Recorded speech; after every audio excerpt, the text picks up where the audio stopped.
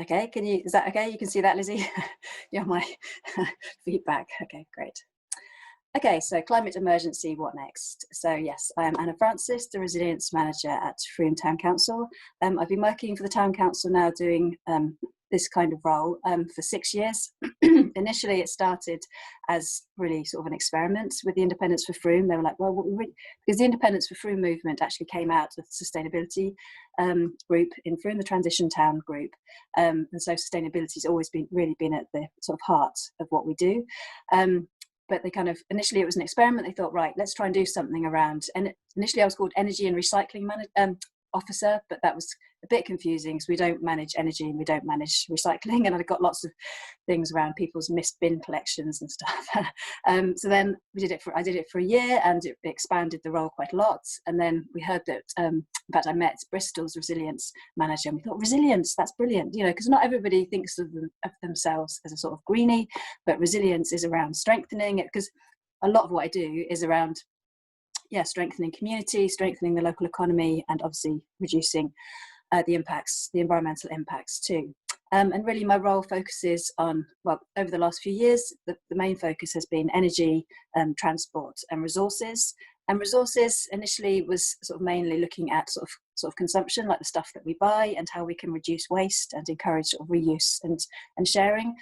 Through the process of developing our climate emergency plan, we've really expanded that side of things to become, I mean, it's almost everything. It's also food now, it's also sort of nature and environment, because that's really, really key. And as part of that as well, we've been exploring sort of how we can measure things differently, so sort of social impact as well. And in terms of my background, I've worked in the sustainability sector for about 20 years now, and I did a master's in environmental science. Right, next slide. So today I'm going to talk a little bit about the opportunities and barriers. Obviously, given the current situation that we all find ourselves in, I think it's really quite important to be looking at the opportunities and needs that are arising from this, and really sort of making sure we can tailor our approach and programme to address those.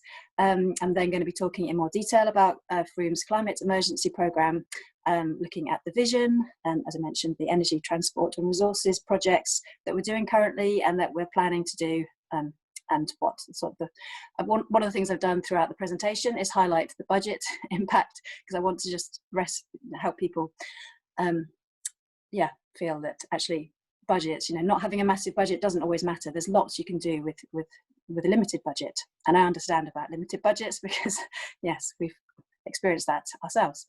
And then talk about the next steps, and then questions and sharing ideas. So I just did a very quick look at barriers and opportunities. So obviously, I mean, I know I've worked quite a lot with parish councils in particular, and I think, you know, as a town council, you know, we've got 30,000 people in Frome, 12,000 households. You know, we can raise the precept and have done, and I think I worked out recently that that my role is costing the average household, I think it's about 10 pence per month maximum. So, you know, it's not much, but then if you are in a small village, that might not be possible. So it's just being aware of those constraints, I suppose, in terms of, and I know a lot of parish clerks, for example, you know, working part-time, and there's so much to fit in. So how do you actually enable, how do you get around that? But there are some solutions, such as linking with the community, and also just replicating some of these projects or sharing projects and ideas from other areas and there are lots of organisations that can support as well. Budget, as I mentioned, is obviously a key one, but it doesn't necessarily have to. You don't need a lot of these projects, again, as I mentioned, we haven't spent anything on. I've spent a small amount of time on some of them, and some of them we really just, you know, to some extent just put our logo on, and because we've got good relationship with the community, that's given, you know, people the confidence they need to kind of go forward with that. So again, it's just highlighting some of these sort of quick, easy wins. Obviously having political will is important, but I think that's you know, that is changing, and that has changed hugely over the last couple of years, which is brilliant. And I think now more than half the councils in the country have declared climate emergencies, and obviously the fact that you guys are here shows that there is political will to start addressing this. And I think, you know, over the next few years it will only continue to increase as we see the impacts of climate change.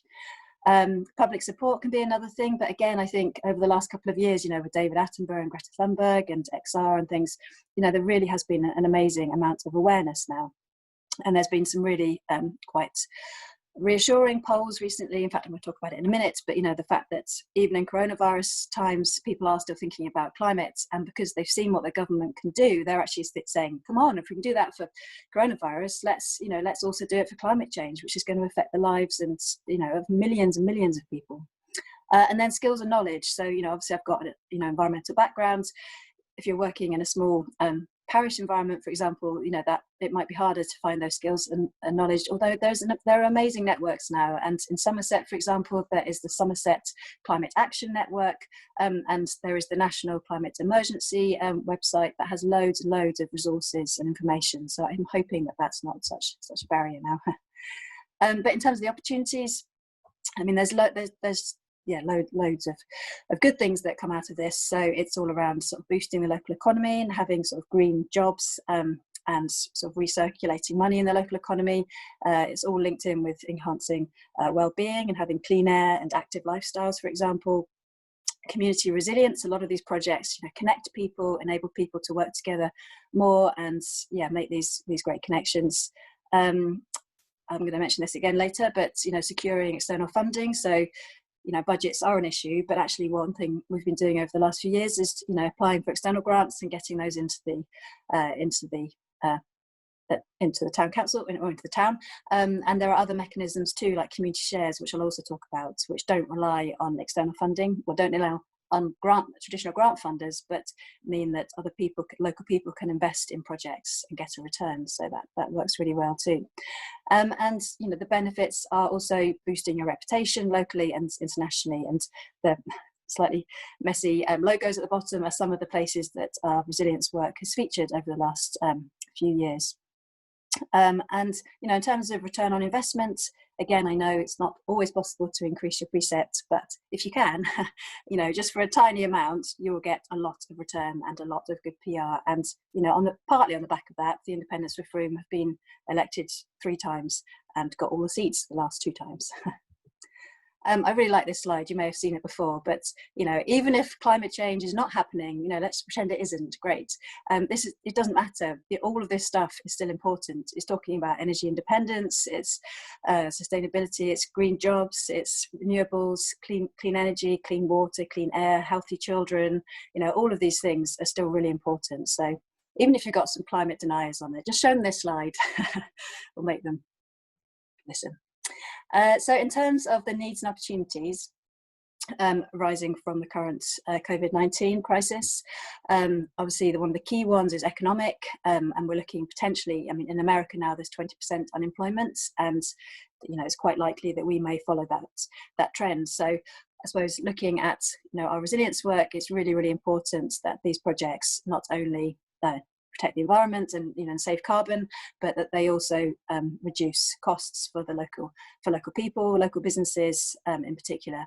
And the good thing is, a lot of this stuff does, you know, we've done quite a lot around fuel poverty, we've done quite a lot around renewable energy, which then helps people save money on their bills.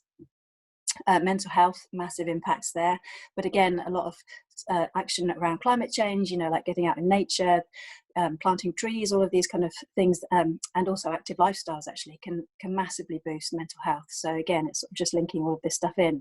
And one of the things I'm going to be talking about later is our program with the health centre. So we're working very closely with them. We're through to the final round of the Climate Action Fund, and we're here in June whether we've been successful, but basically either way we're working with them very closely to look at how we promote the sort of co-benefits of climate and health. Again, active lifestyles, sharing, green prescribing, getting people out in nature and walking and things, obviously with a mask at the moment. So, and then, yes, in terms of some of the positives, so there've been polls that Maury and other people have done, and they found that, you know, particularly at the moment, people are valuing health more than ever, and in this case, currently sort of more than the economy. So, you know, there's an opportunity there to really focus on health and well-being rather than just sort of GDP. There's been a massive impact in terms of clean air, and we've certainly seen that locally. And lots of people walking and cycling more. It's just so great to be able to cycle on roads that are quieter and see so many more people out walking and cycling. It's been brilliant. Connection with nature, everybody's out, and we've seen, you know, just in my own area. I've seen so many more sort of birds of prey, and just, you know, the bird song was almost deafening outside sometimes, which is amazing. And we've all seen those, I'm sure you've seen those little videos of like goats jumping on roundabouts and play parks and things, and it's just like, yeah, nature's reclaiming its space again. It's really amazing. But how do we continue to enable that to happen? I suppose that's the thing. Although, you know, there are some examples. So, for example, in Frome, we haven't been mowing our, you know, the green areas, for example, and there's been lots of people saying, oh, we love seeing the wildflowers, and, you know, we're doing some signage around appreciating sort of the more wild side of green spaces. And there's a desire for a new normal. You know, people don't necessarily want to go back to how it was, where it's, you know, very, very stressful, high pressured, everyone's rushing around, they don't have time for our families, where we've got a lot, yeah, just, and we're just sort of working for the sake of working. You know, is there an opportunity here to potentially, you know, work less, have universal basic income, do, you know, jobs that really make a difference, that enhance local environment and resilience. And that links in with the whole idea of around building back better that George Monbiot and others are talking about, and the whole thing around sort of Green New Deal, you know, with increasing unemployment and increasing climate impacts. You know, it would be brilliant if we could have this idea of a Green New Deal and sort of do big green infrastructure projects that then create employment and benefit the local community. And as I mentioned just a minute ago, you know, this crisis has shown what's possible with political will. You know, suddenly government can find billions of pounds to put into things, and they can, you know, really encourage people not to be driving around. And again, there was another poll that I've put a link into that said that at least 72% want action on this scale to address climate change. So there is a real, you know, although it's not been in the media hugely, there is a real need and want for more action on climate, which is great.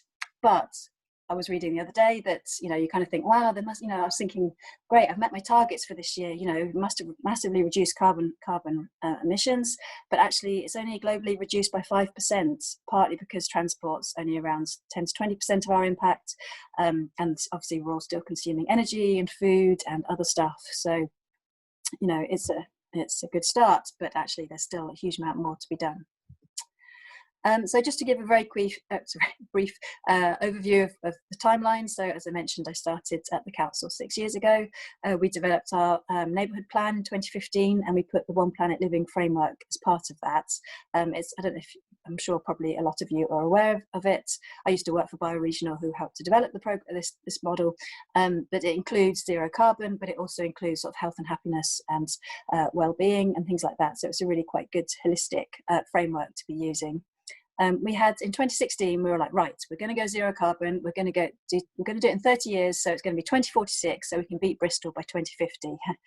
And so we worked with Climate Works in Bristol, who wrote a report initially looking at what the benefits would be for the local economy and for reducing the risks around climate change if we committed to that, and then did a second report looking at how we could do it. So, for example, to meet domestic energy needs or electricity needs in Frome, we would only need about 8 to 10 wind turbines.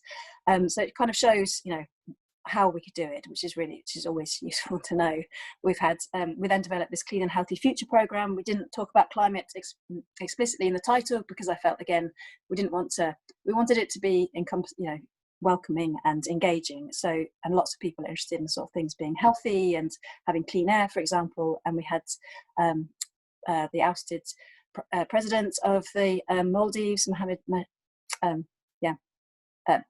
who came over, he's living in London, and he came down and said, look, you know, we really need to act, otherwise the Maldives are going to be flooded. And just creating that sort of local and global connection is really important. Mohammed Nasheed is his name.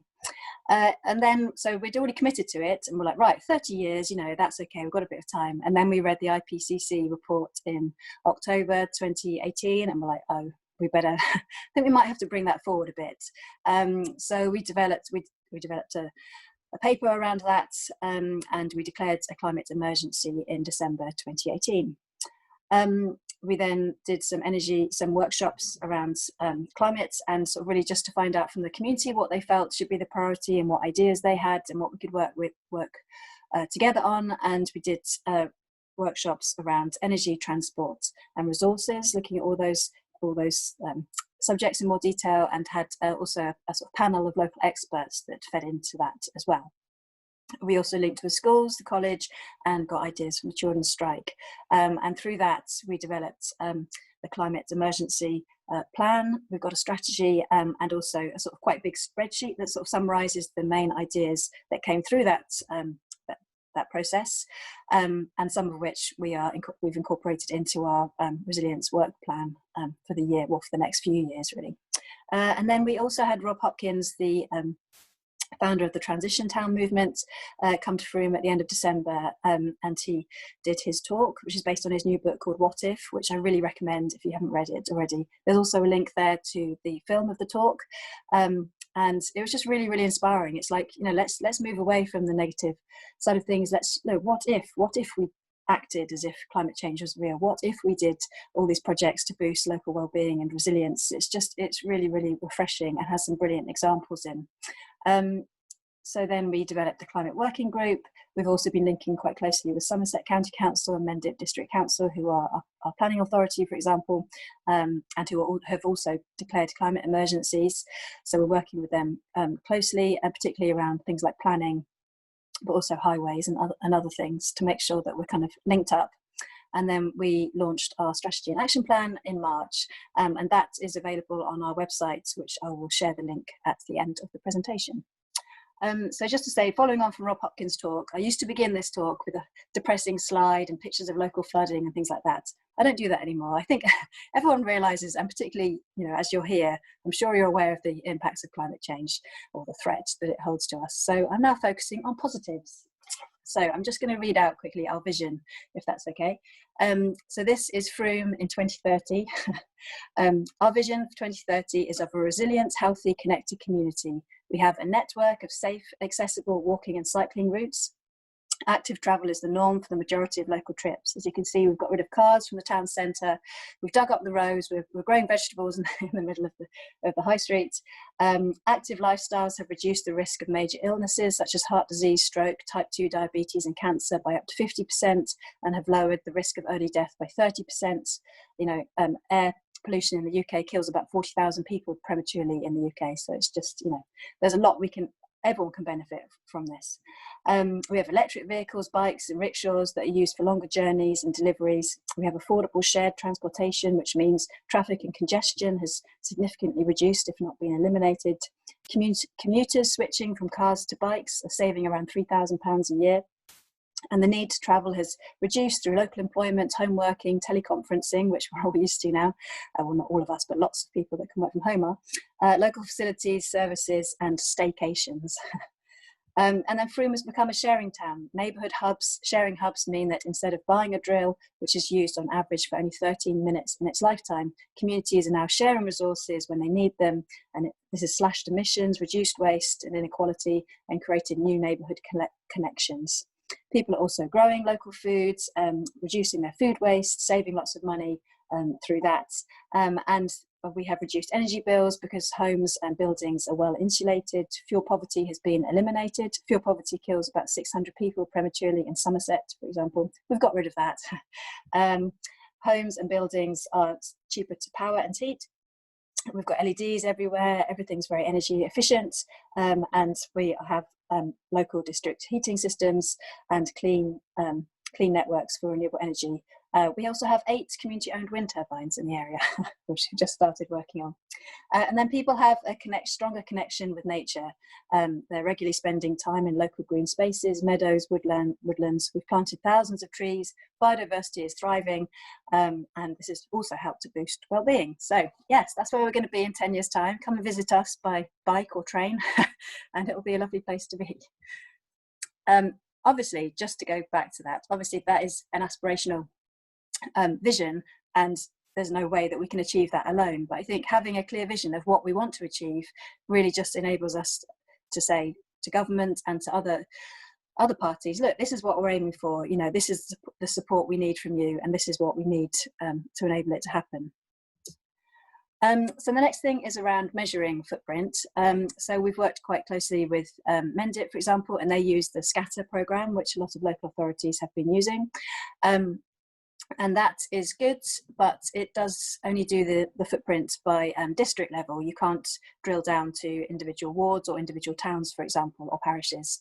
And well, I think I wrote this in December, so it might need to be updated. But anyway, when they'd done their initial scatter analysis, it looked like in Frome, because we're 24% of Mendip's population, we've got 24. I just assumed that 24% of impact was attributable to us. So it looked like we've got 4.3 tons of carbon dioxide a year. However, this doesn't include things like aviation, and it doesn't necessarily include, I think it's doesn't include some of the impacts, for example, of the stuff that we're buying from countries abroad and importing. So I thought, actually, if we're going to be looking at things more holistically, let's look at how we can include those impacts, because if we're going to meet our climate targets, we really need to look at all of it. And also in terms of an equity kind of perspective, I know the government has been saying, oh, it's okay, we're meeting our climate targets because we've reduced our emissions, but that's because we're buying more stuff in from China and places, and it's basically externalizing our impacts. So I then looked at Mike Berners-Lee, who wrote a really good book called How Bad Are Bananas, of which looks at the impact of different products. Anyway, he's done a more holistic footprinting calculation and found that on average we are emitting the equivalent of 13 tons of CO2 per person per year. So I've used that as that's kind of worst case scenario to some extent, but anyway, I've used that as the basis of our carbon calculations. But one thing I would say is that it's good to know roughly what your impacts are, and also to have an understanding of what the local opportunities are, for example, in terms of land and land use, food, energy, things like that. But I think also it's quite good not to get too hung up on measuring things, because actually we all know what it is. It's energy, transport, food, aviation. We need to look at how we can just get on and reduce those things, I would say. And then we've also worked with Project Drawdown, which you may be familiar with, which is basically a sort of an amalgamation. They've studied thousands of scientific papers and put together a whole catalogue of the top 100 actions that are needed globally to address climate change. So we've used that as the basis for some of our action. And unsurprisingly, things like reducing food waste and having a plant-based diet, for example, are right up there in sort of number 3. Sorry, I'm moving my thing around. You can see that. I can't read my screen otherwise. So I used those that worst case scenario from Mike Berners-Lee, and looked at, okay, let's assume that we've got 13 tons per person. Let's have a look at how that looks. If we're going to achieve our 2030 zero carbon targets, what do we need to do? So that looks like we need a 20% annual reduction. We've achieved potentially 5% this year, so there's still a huge amount needed. And obviously, when we say zero carbon, it's net zero carbon. I think getting to completely zero carbon will be almost impossible, because everything we do has an impact to some extent. So we thought, well, that's okay. We'll just plant lots of trees. So I then worked with Somerset Climate Action Network and said, right, here's our current climate, here's our current emissions. How many trees do you think we would need to plant? At our current levels, we would need to plant 53 million trees. So we were thinking, oh yeah, it'll be fine, a few thousand trees, we'll absorb it all. That doesn't, so basically we need massive reduction as well as planting trees. And there are many, many good reasons to plant trees. It's not saying that we shouldn't. It's just that we need a lot of them. So I'm now going to go through the different areas, the energy, transport and resources projects. And hopefully these are some projects that you could also replicate in your areas if you wanted to.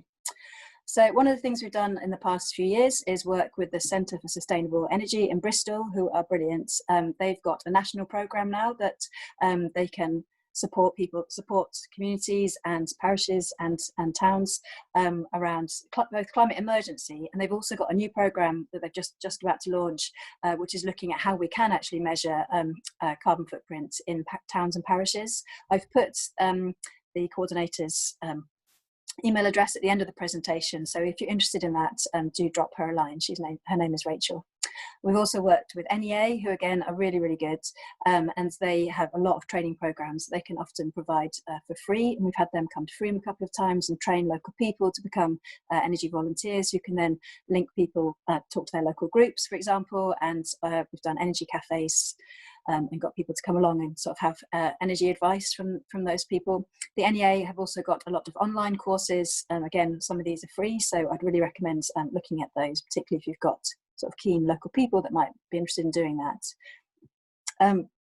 CSE also work quite closely with an installation company called Evolve, who have got a really good track record in terms of customer service and in terms of doing like proper installation and making sure it's well ventilated and things like that. So we've worked with them over the last few years to promote free and discounted installation. They're also very good at, for example, when someone rings up, they go through all of their eligibility to make sure they're not entitled to free, or to make sure they are entitled to some free measures where those are eligible. And we're looking at doing that in a sort of more bulk, street-wide promotion in the next over the next few months, hopefully, or starting in autumn. We've also done open homes events. I'm sure you're familiar with those, but it was a few years ago now. We did 2 of those, and we got 30 local homes to open their doors, and we had 600 people attend both events, 98% of whom were then inspired to make changes in their own homes. Because, I mean, everybody loves nosing around someone else's house, don't they?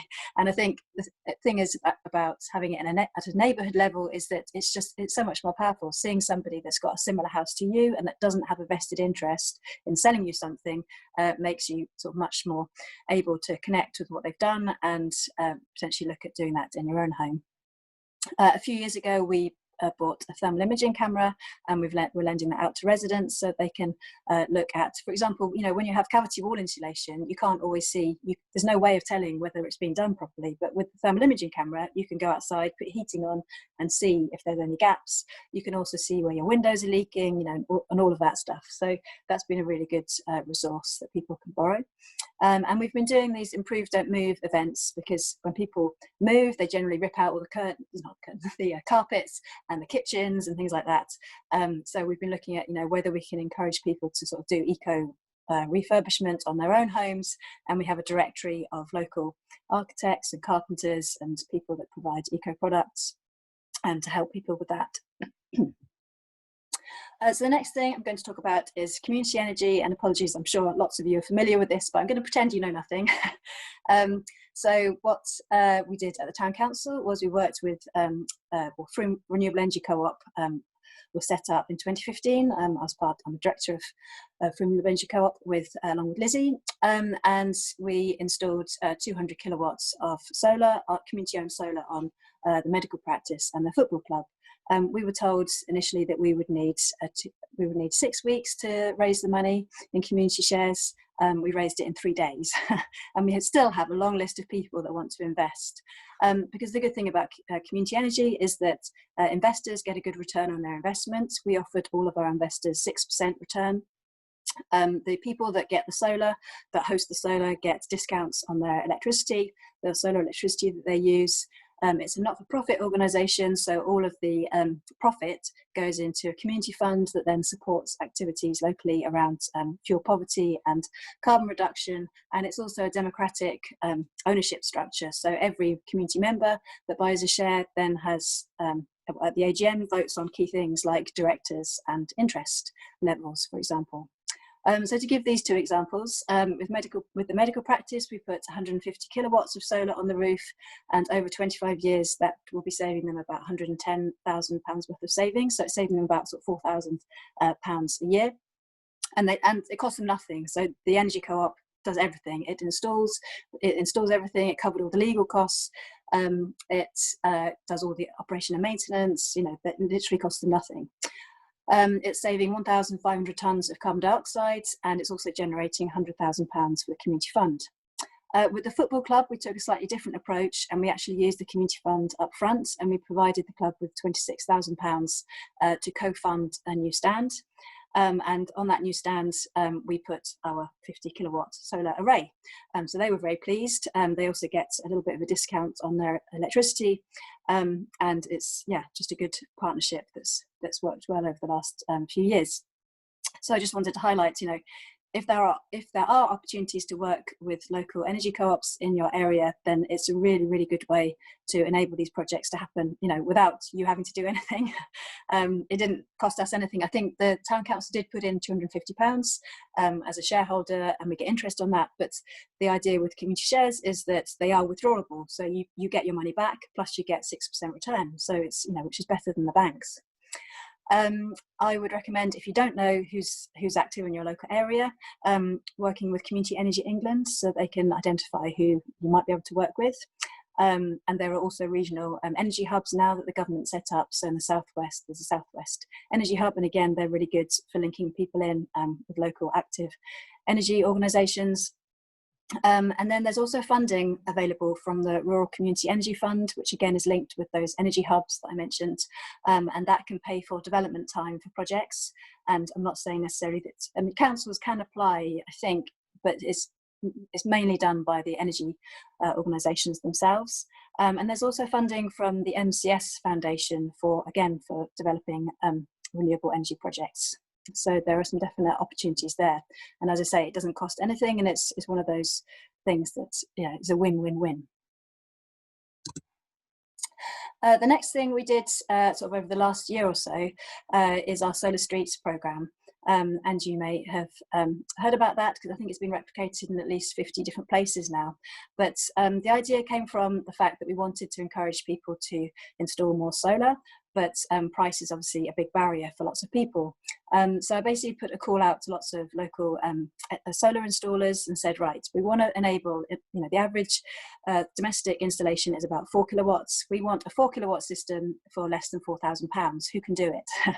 And in the end, it was only IDEA, IDDEA, who came forward, and they had a good reputation locally and had done some installations.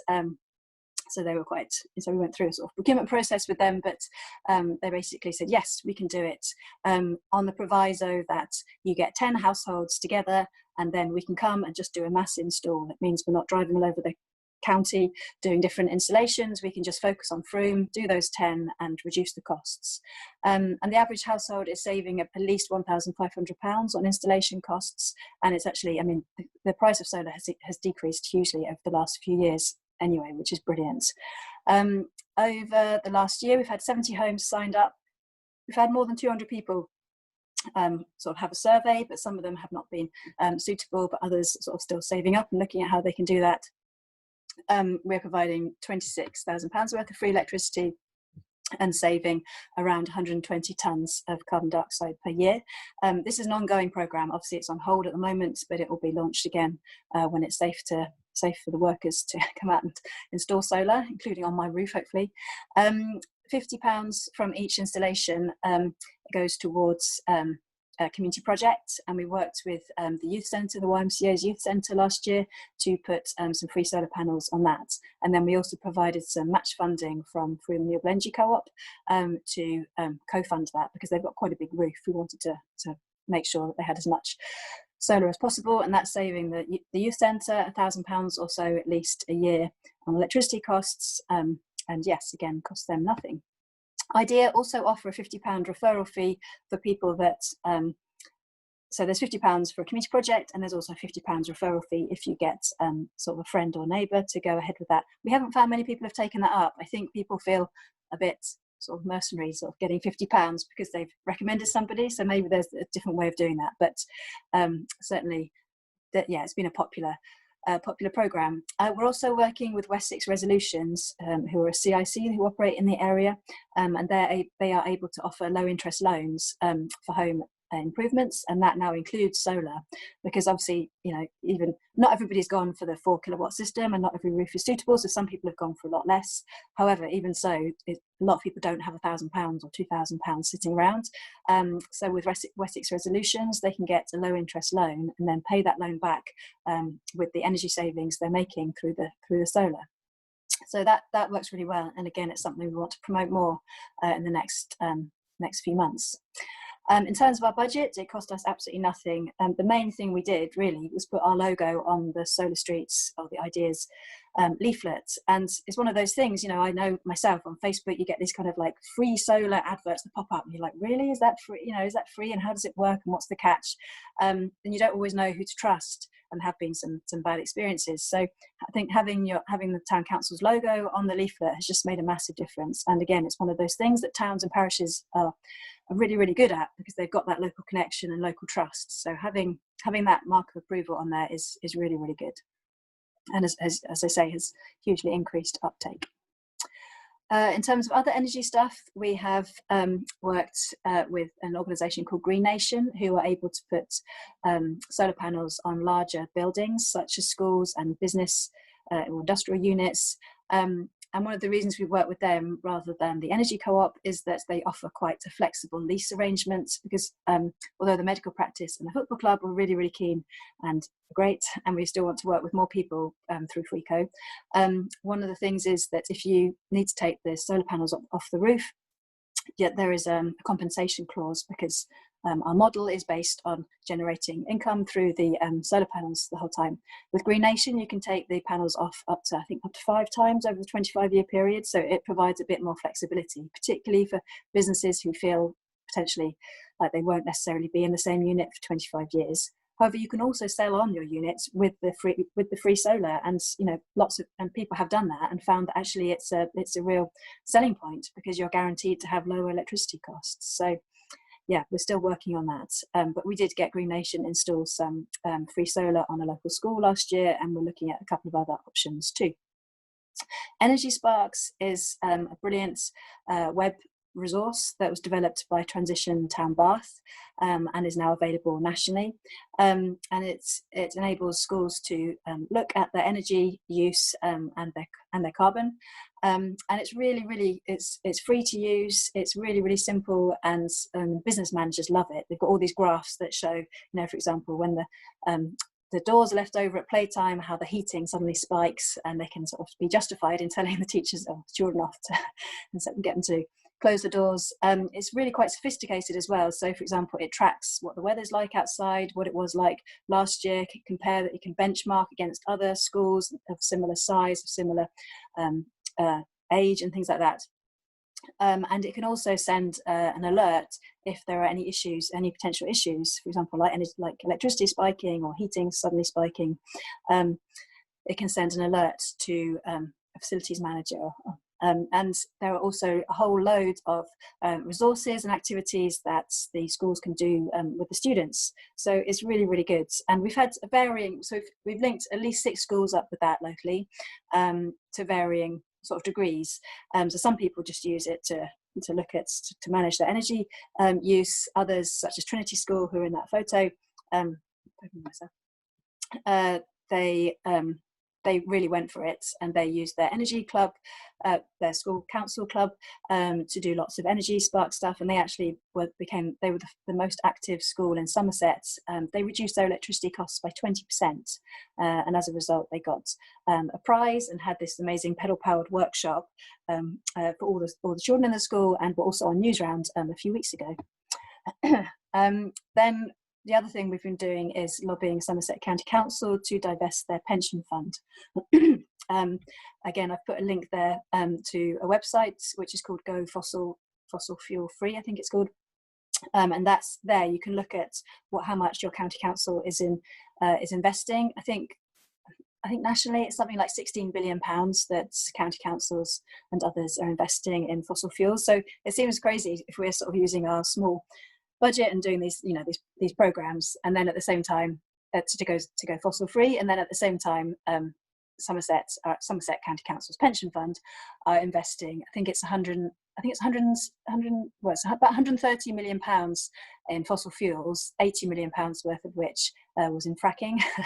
So we've been working with them and encouraging them to make the shift. And again, it's one of those growing movements globally. There's been an amazing shift away from fossil fuels, and now even the Bank of England and people are saying, actually, you know, this is not a safe investment, and renewable energy, you know, is becoming much more economic and a much safer investment in the long term. So hopefully that will start to happen soon. And again, all of those projects cost nothing. So in terms of what we've got planned next, one of the things we're looking at is sort of understanding our housing stock, and not just housing actually, but looking at all buildings in Frome and looking at how, what opportunities there are for sort of street scale refurb and insulation, for example, because we've got some general information, but if we can get some more detailed information, we can hopefully develop some sort of program that enables people to then invest, maybe like a sort of Green Deal type initiative. With Saxon Vale, which is a large development site in the brownfield development site in the centre of Frome, we've been working closely with the developers there, and we got some rural community energy funding, £40,000 through Frome Renewable Energy Co-op, to work with them to develop plans for a microgrid and net zero carbon heat network. A microgrid, you may be aware, but in case you haven't heard of it, it is basically a network of solar panels. So you can see in the picture, you've got all those blue roofs. Basically put solar panels on all the roofs. There's a network of batteries that they're all linked to, and it automatically means that the 300 homes that are there and the businesses that are there, when they turn their light switch on, they are immediately using it maximizes the amount of renewable energy that is used on site. It is still connected to the national grid, and it can import and export when it needs to, but it means that it produces, on this site, it's looking like we'll have about 1 megawatt of solar, and it means that overall we're producing at least enough to provide clean power for the whole site.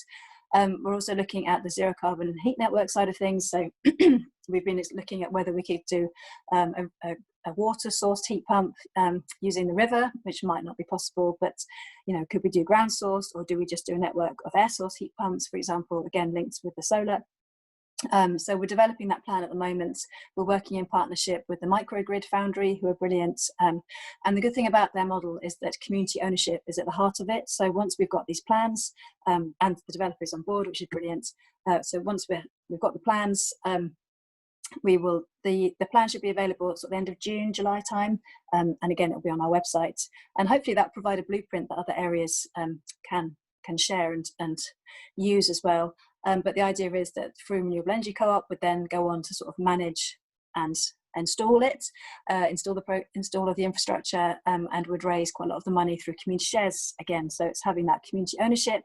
It also means that people on the site would be guaranteed cheaper electricity, slightly cheaper electricity, and that all the profits would go back into the community fund to support the wider community around carbon and fuel poverty reduction.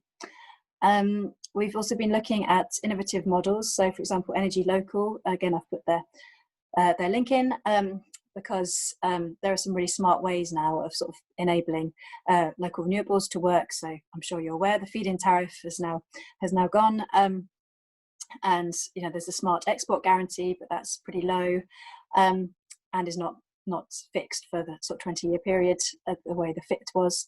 And so working with people at Energy Local is really interesting because, for example, they've done things where they've had like a wind turbine or a hydro plant, and they've done a virtual MPAN or electricity meter, and enabled the local community to basically get much cheaper electricity when they're using the power that's generated.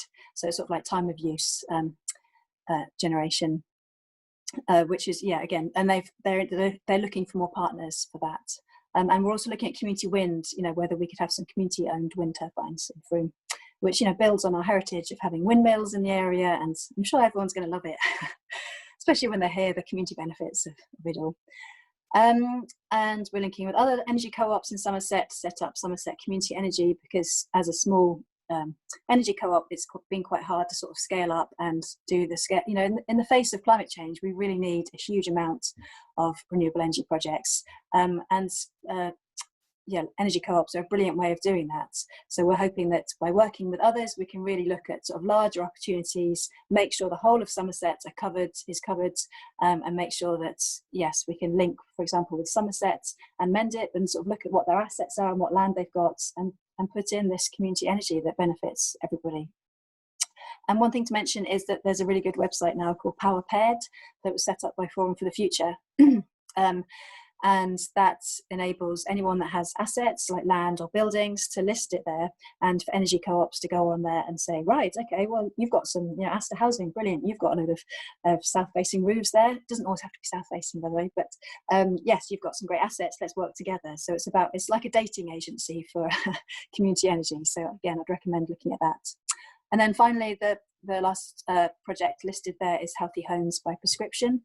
This is part of our community climate action fund proposal.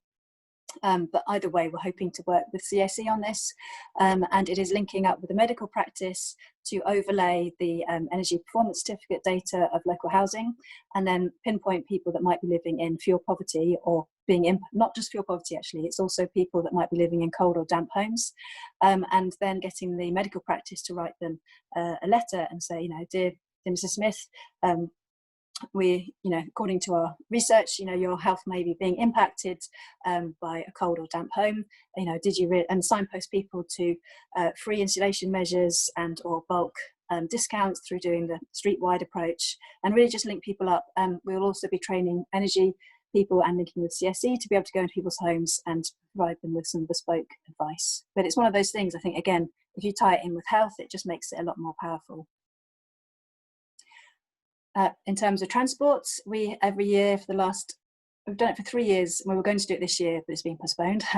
But we've been doing this active travel challenge, and that works with the 8 schools in Frome, and over 2,000 pupils, to really sort of get everybody engaged around active travel.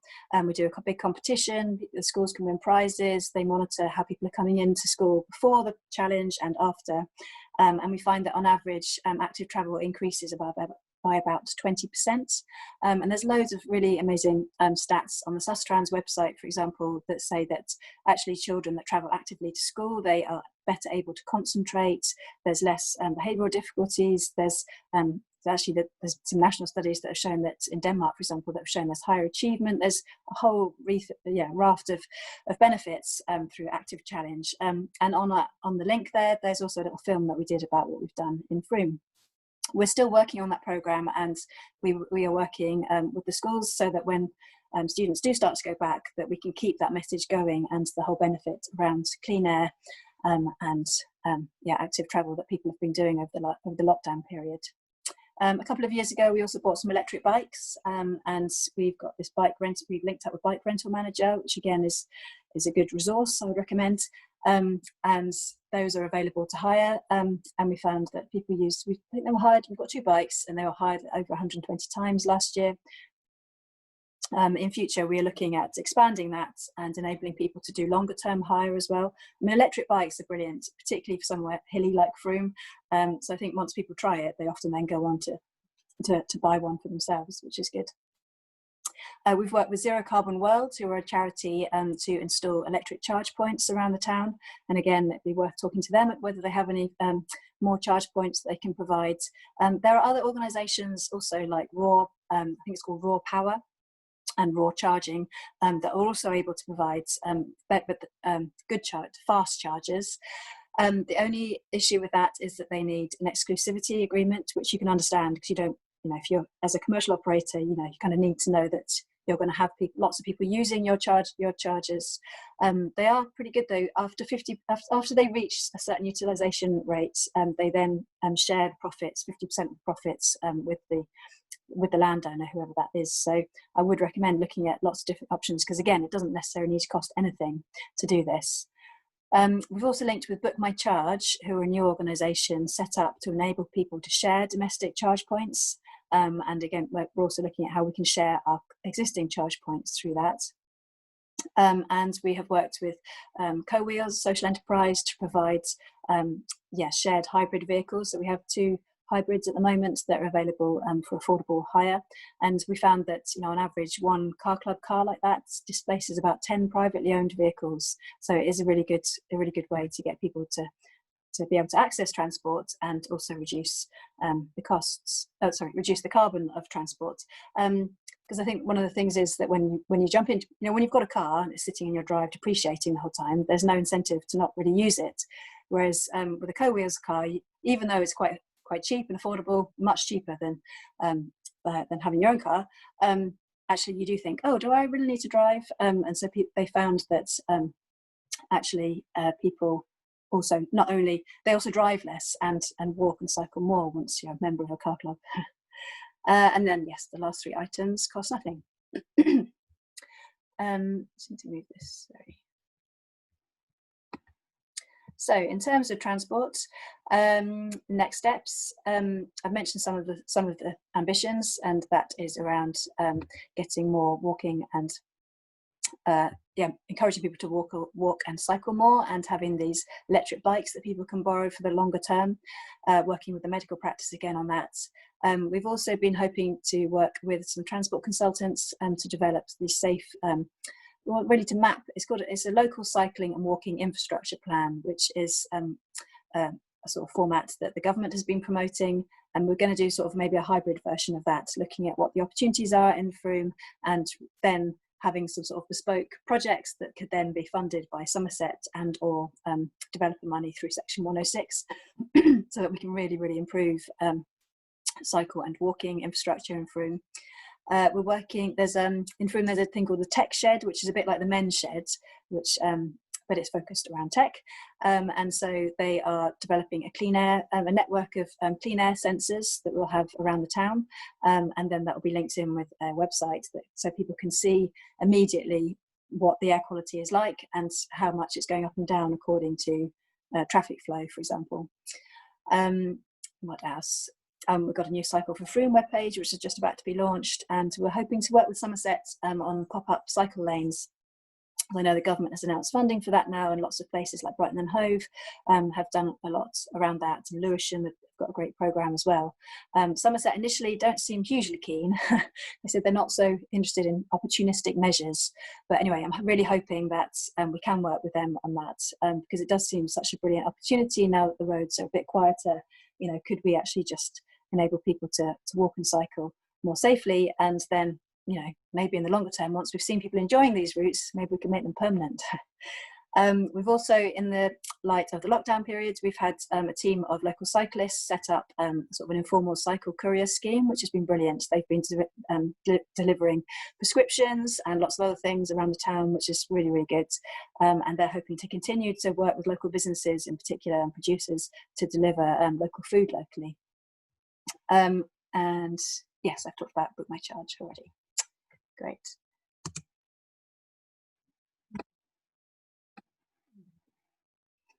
In terms of resources, in 2015, we set up the UK's first library of things. It actually came from the idea of having a reuse centre. So we really wanted, up at the local recycling centre, there's a lot of stuff that gets thrown away and isn't able to be reused, but we work with Somerset Waste Partnership, who say there's not enough space up there for a shop.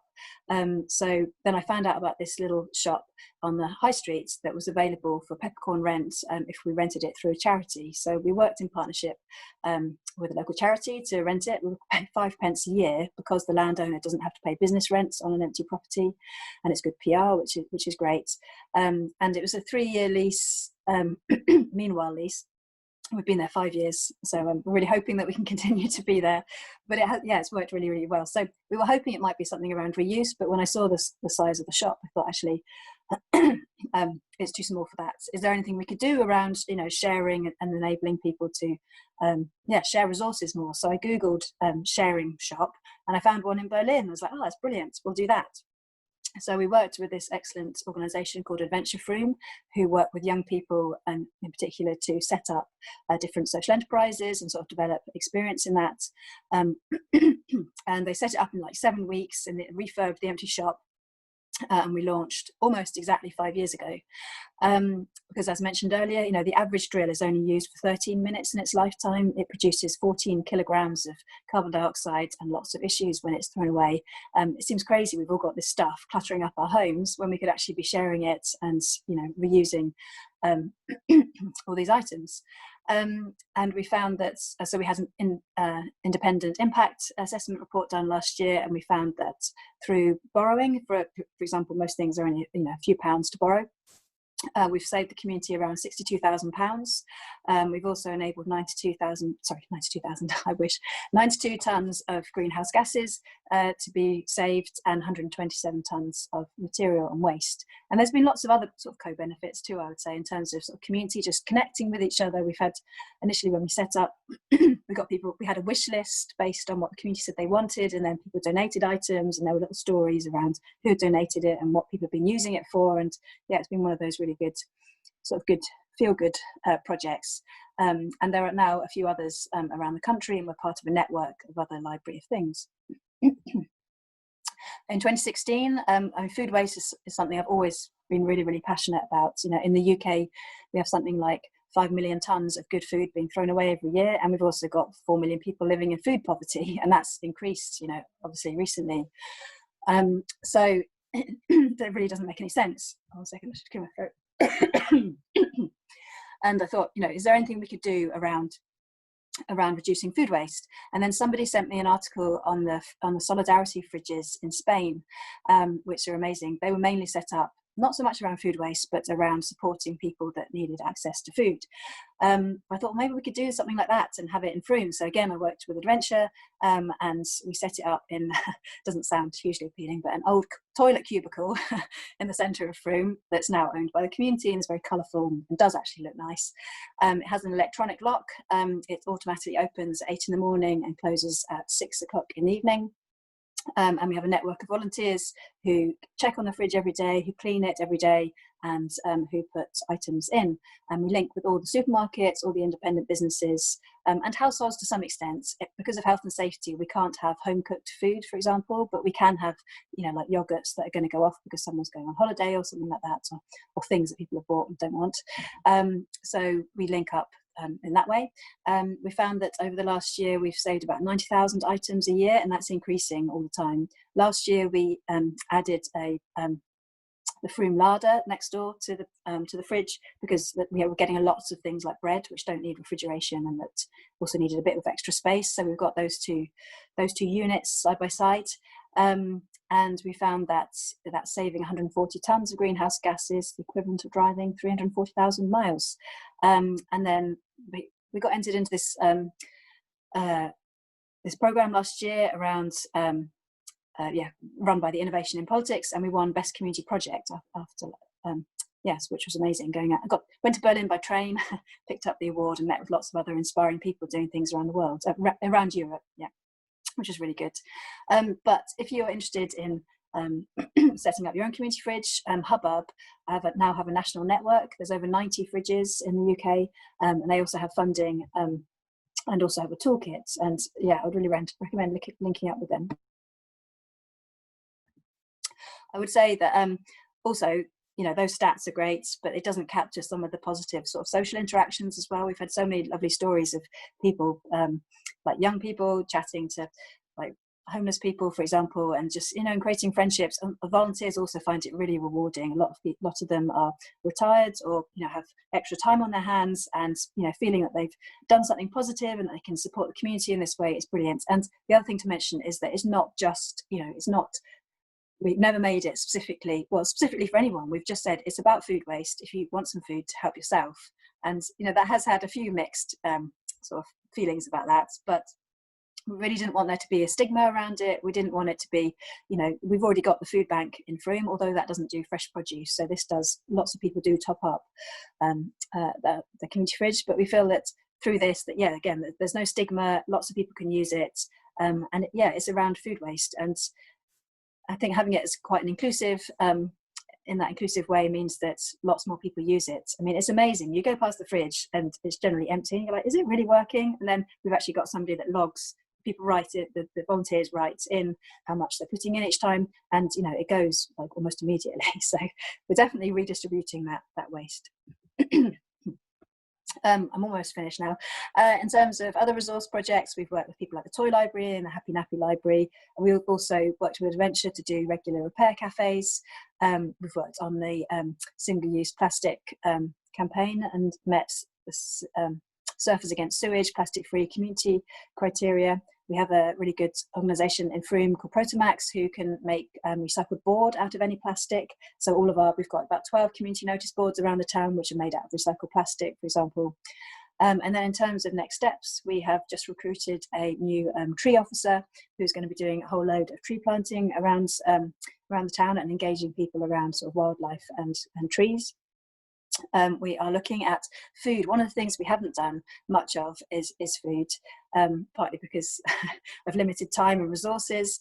But I think one of the things that's come out of this whole coronavirus crisis is the need for local food and understanding what's available. And we have, as a council, been working with all the local, lots of the main local producers and cafes and things, but we really want to now look at food resilience. How much land is there? What are farmers producing? Where is that going? How can we really strengthen those local connections so that we are more resilient, for the next crisis? And then we're also looking at doing sort of share pods, which is like a mini library of things, and community fridge in a couple of different areas in Frome. And in terms of other activities, we've also got this good business framework, and again, that's on our website. What we found was, there are some sustainability frameworks that you can sign up to, but sometimes you have to pay a yearly fee, and sometimes they're quite laborious they take quite a lot of resources to sign up to and do. And I think something like 70% of businesses in Frome are SMEs and have like less than 10 employees. So we really didn't want it to be too onerous for them. And we really wanted to support what they're doing and link them with the community more and what we're doing. So we've been doing monthly visits to local businesses, looking at their economic, social and environmental impact, and we've recently put this online, so it's now a questionnaire that people can fill in, and businesses can get a certificate for different areas like environmental best practice and social best practice, according to if they meet those criteria. And that's something we found has worked really well, and through that we've got people to be involved in tree planting, involved in work experience, sort of just linking things up a lot more. And then, as I mentioned at the beginning of the programme, the advantage of having someone like me in place is that you have got a resource that can then help secure additional funding. So over the last 5 years, I've secured around £900,000 in external grants and community shares. In 2015, I live near these fields. In fact, I can see these fields outside my window. The fields on the right-hand side there, which I can move myself. See a bit better, and it was being sold as land with development potential, but people have sort of walked those fields for generations, and it's and it's also been used for grazing, and so we again issued community shares a few years ago and raised 330,000. It's 33 acres, so we raised £330,000 in community shares to enable the community to buy it, and that's a bit different in terms of community shares. They don't get their money back, actually, and they don't get any interest on it, but they do get the environmental benefits of being able to go down there. We've planted loads of trees, done lots of activities, and again, it's been a really good feel-good project that lots of people are very, very happy with, particularly now in lockdown. There've been loads of people saying, "Oh, thank goodness we've got walking fields." It's it's a really good model. And then with the Climate Action Fund, we have applied for £300,000 initially to work with a medical practice on and with Adventure and Freeco and Sustainable Frome to develop a whole sort of range of different projects around health and climate, some of which I've talked about. Oh, and the final thing I just thought it might be good to mention is measuring progress. So, and that's something I talk about in the strategy as well, is that, and as a small town council, we can't suddenly change national or global economic indicators, but there is a movement nationally and globally looking at sort of happiness and well-being. I know that New Zealand, Iceland, Bhutan and others have started really placing more of an emphasis on that as opposed to just the economic indicators. But as a town council, we have looked at whether we can start sort of measuring more of the social impacts, the social return on investment. And one of the things I've done in the past, so I set up a community farm that you can see on the right, called Starting a Community Farm, and we used the local multiplier effect or the local multiplier tool, looking at how much, how the money gets recirculated in the local economy. So we found that £1 spent at Sutton Community Farm, for example, generates an additional £1.60 for the local economy, compared to only 40p when spent in a supermarket, because obviously they're sort of taking a lot of that money back out to pay their national or global shareholders. So it's about just capturing all of those sort of local benefits of a lot of these different programs. So taking the next step, sorry, I'm just moving this thing around a bit. I just thought maybe a few next steps might be useful if you were looking for those. So linking with CSE or similar might be good, because they've got this climate emergency program, and as I mentioned, they're looking at footprinting as well. I would definitely recommend working with the community to develop priorities, exploring needs, and if you've got an energy co-op and or local sustainability group, then it would be great to work with them. I would say also that it's not just the usual suspects. I mean, we've been working quite closely with the Frome Village bus user group, and recently a few of those people have said, actually, we love doing buses, but we also want to do climate now, and so they're setting up a climate group in Road, for example, which is brilliant. So I think there's a lot more people taking action, which is great. In terms of funding, Rural Community Energy Fund, MCS, Awards for All, the Lotteries Awards for All programme, which you might have heard of, is a great resource. You can normally get around £10,000 for projects, and it's generally pretty easy to get. So if you're looking at any projects to start up, I'd recommend looking at that. And then the Climate Action Fund still has millions of pounds. It's not currently open, but I think it will be open again for applications soon. So keep an eye on that. Yes, as I mentioned, focusing on easy and low-cost projects such as solar streets. You literally just put your logo on. IDEA are all set up to do it if you wanted to work with IDEA, but it doesn't just have to be IDEA. You could find someone else in your local area. But the strength of local parish and town councils is that we have got that local connection and reputation. So it really does make a big difference if you can sort of put your logo to something. Oh yes, and increasing your precept to support a climate role. I'd recommend doing that if you can, but obviously not everybody can do that. The final thing I wanted to mention is I haven't talked about development very much, other than Saxon Vale, is that if you are looking at doing a neighbourhood plan and or linking with your district council who are looking at local plans, if you can outline the community's desire for zero carbon, and also ideally looking at which areas might be appropriate for wind in particular, that would make a massive difference in terms of enabling those projects to go forward. And then finally, yes, promoting sustainability standards for new developments. I've recently been working on some sustainability standards with Lizzie and others, and again, those are on our website. If you'd like to look at those, and perhaps you've got some examples of good practice yourself. But I think more and more, and we found that locally, with Saxon Vale, for example, the developer is really keen to work with the community on this. So hopefully things are starting to change. That's it. Thanks. Brilliant. Thank you, Anna. Okay. Let's get you back. We've got so many questions.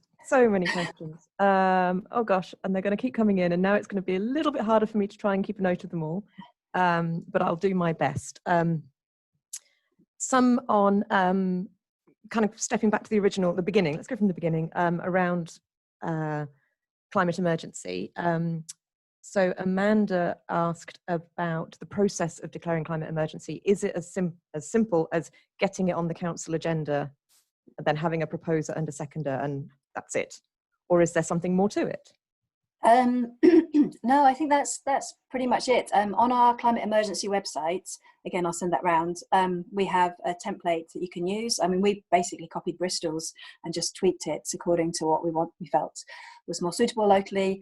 I mean, the community was already asking about it, so there was some community backing for that.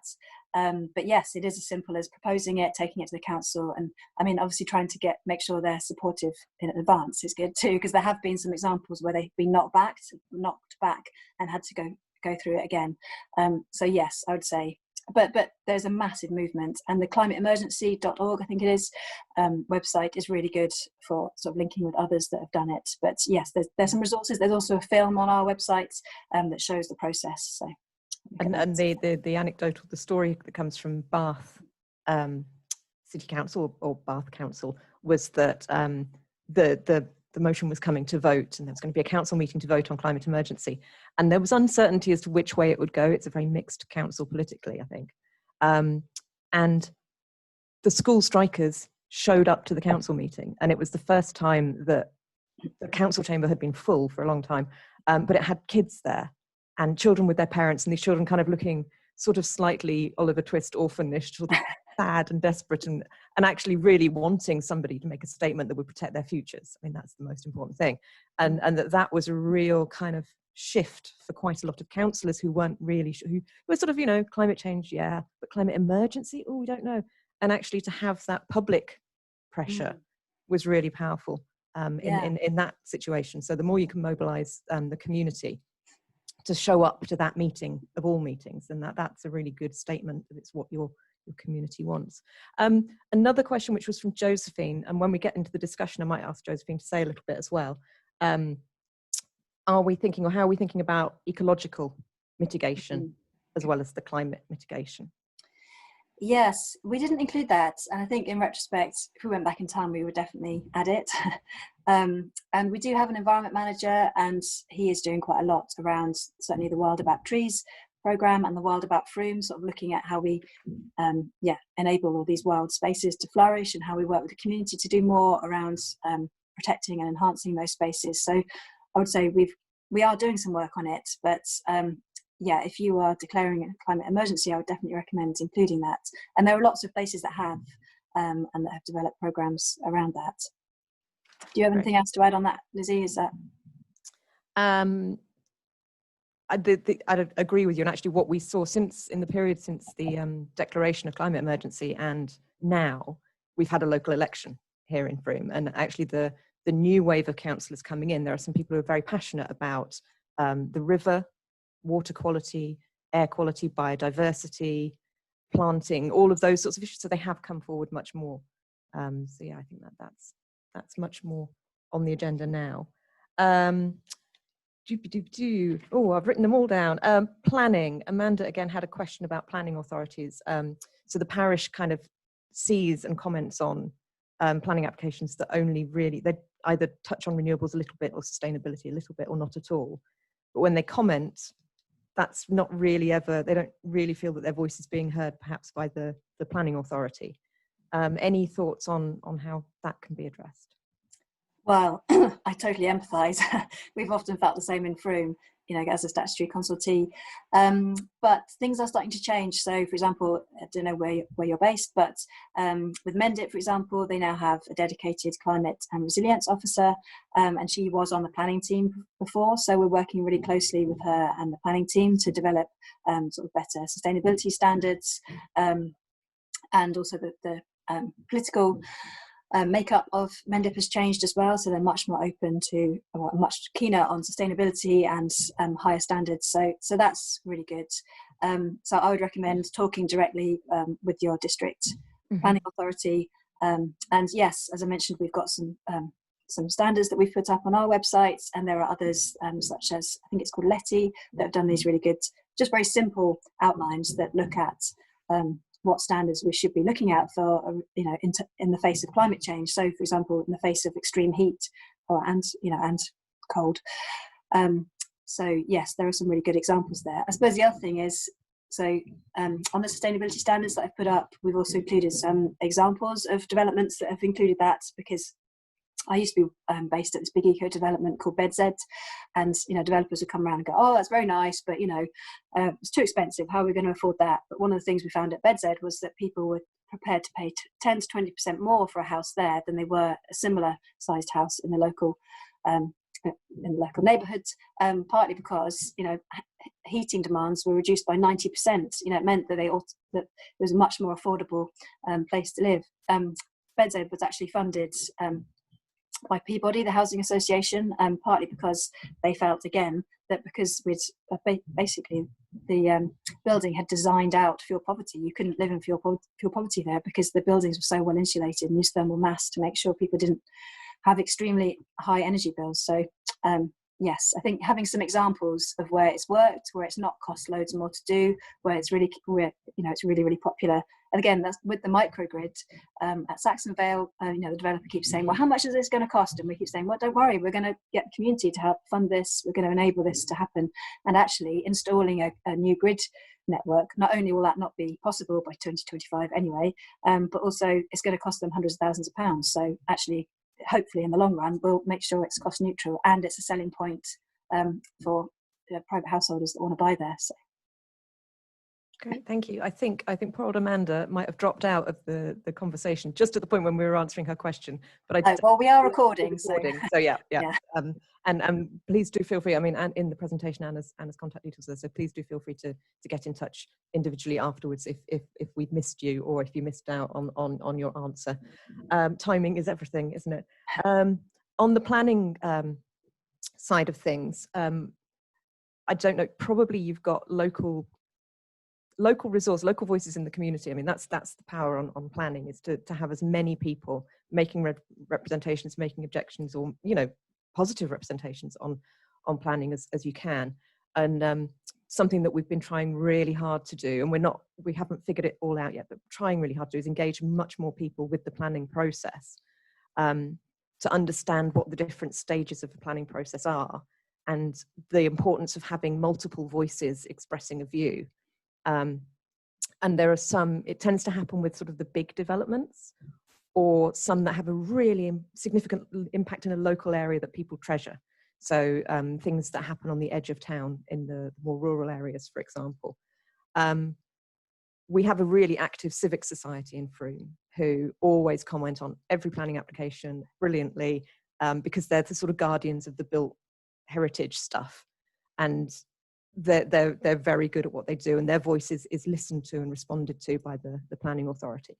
And I wonder if there's something that's also, to have those sorts of voices around sustainability issues, I think is crucial. You may find you'll probably find living locally, you've got some engineers or some town planners or somebody with just a passion for this who can actually be that kind of focal point of bringing voices together in the community, if the parish council doesn't have the resources to do that themselves, but just someone who can rally the troops and rally the voices, really. Yeah, I suppose the neighbourhood plan as well, if you don't have a neighbourhood plan, I mean, that is quite a large piece of work. It took us quite a long time to develop ours, but it is a good way of sort of showing that this is what the community wants and sort of trying to get that embedded into the local plan, for example. Okay. Yeah. Another planning, Richard wants to do everything. Richard Morgan says, how can we persuade Mendip, so our district, which I think is his district as well, how can we persuade Mendip to insist on solar panels or tiles for all suitable new homes? I don't know. I mean, we are talking to Mendip about this. So, and as I say, the climate and resilience officer, who's called Hayley Warrens, she's really, really keen on that. So when I circulate this, I'll add her contact details, maybe, because actually it might be good to, if a lot of us are saying, look, we really want this, then maybe there's, as you say, showing that there's lots of support for it is quite powerful. They are looking at this at the moment, and I know they're revising the local plan, or plan part 2, I think, shortly. So yes, I'm really hoping that there will be some better standards there. Great stuff. How about a transport one? Let's get your brain on a different topic for a while. So this was from Ben, who's a town councillor in Nailsea. One of the transport challenges in a town with sort of dispersed sort of rural communities and villages around is that residents need to, and actually within town, those residents who need to drive to town to pick up their groceries or whatever, and then get things back home again. What are the practical things, or what ideas are you thinking about that could help kind of reduce car use in those situations? Well, so we have been working with the cycle courier team, and I know that in a smaller area or a more dispersed area, that might be harder to do, but it's been amazing how many people have come forward in Frome just saying, right, yes, I'm happy to do it despite the hills. So they've been linking with local people. We've also set up, one of the things I didn't mention was we set up a community driver scheme in Frome, and we have a network of volunteers who can basically pick up who can take people shopping, and who can, in the lockdown period, they've been doing deliveries, particularly to local villages, of prescriptions, also of food. And so I suppose looking at whether there's a way that you can link up people to, I suppose, yeah, I mean, it's like lift share, isn't it? Potentially lift share with your neighbour, take them to go shopping, or buy the shopping, or order online, click and collect, and get your neighbour to do that for you. Particularly in these times, it's been so nice to see everybody sort of working together more, I would say. So I'm hoping that, you know, following as the lockdown starts to ease, that some of those connections will continue, and that we can still, you know, share deliveries with our neighbours like we've been doing, for example. So I'm hoping that some of that comes. But I agree, in a more dispersed environment, it is harder. But it's worth doing a call out. There may well be people that want to help, whether it's through a volunteer driver scheme or through cycle courier schemes and things. And more local shops are starting to deliver now, aren't they, as well, which is good. I think there's also, it's important that older people or isolated people don't feel that they have to stay away, because actually the experience of coming into town is part of the social fabric. It's part of inclusion, and that's vital. And it's going to be one of the challenges of coming out of lockdown, is how we recreate those social connections. So that's really cool. And if you want to do a volunteer driver scheme, Somerset have a sort of whole toolkit on their website that you can use, and it's very, very easy. They've got a model constitution. It's really, really easy to do, and so that's what we used, and it works well. I've had a message from Laura Waters at Mendip, I'm assuming, saying we're trying at Mendip to put changes into the local plan. Yay! Great. Thank you. So there you go, recognition for our lovely district. It would help to lobby central government for improved industry standards. So yes, absolutely. Definitely. Oh, there we go. Oh, now James has just put a question in the chat, which actually is kind of jumping the queue, but could be fun. How can we work jointly to influence our car-centric county council? I'll tell you what, if anybody else wants to answer that, raise your hand. There's a little raise hand option, I think, down at the bottom, and we'll see if we can get some other ideas on that one. How do we, oh yes, somebody, Pete, let me just see. Oh, you've disappeared again. You've changed your mind. He's changed his mind, doesn't want to say anything at this moment. What do you think, Anna? I mean, how do we work collectively? And this is around car-centric county council, but it could be on any issue that's maybe county related. Yeah, I think it is a massive challenge, and I was quite disappointed with the response that I got from them when we were talking about the pop-up bike lanes. But we've got the leader of our council writing to the leader of their council to say, look, we really want to work with you collaboratively on this. The community really want this. In their response, they said, we don't have resources to do this, and we haven't got, they haven't got evidence around social distancing and things. But we're saying, well, actually, we've got some evidence, and look, here are some areas that we've looked at, that we've got a transport planner to look at, that we know that, because that was the other thing they were saying, is that, if you just put down a bike lane, it might mean people swerve out into the side, into the other lane, and then have an accident. So we're getting a transport planner to look at these things, and really just coming up with sort of 2 or 3 key areas that are safe. And I think, and that ties in with the local cycling and walking infrastructure plan I was mentioning. So as part of that, we're going to do a lot of community consultation and get people to sort of mark on a map where they think the pinch points are, where we need better cycle routes, and develop some of those ideas into sort of specific projects that can then be funded. Because I think at the moment what happens is, when a developer comes into town and says, right, we're going to build here, they don't really know the local environment that well. They're just like, right, okay, so and then the Somerset says, well, this roundabout's going to be congested, so can you do something at the roundabout? But what they haven't had proposed is, oh look, what about doing this bike lane here, and here's how much it's going to cost roughly, here are the benefits, and we'll support you doing it. So I think it's trying to develop some projects that they can implement, and Somerset have increasingly been using this Section 106 money to do these kind of schemes.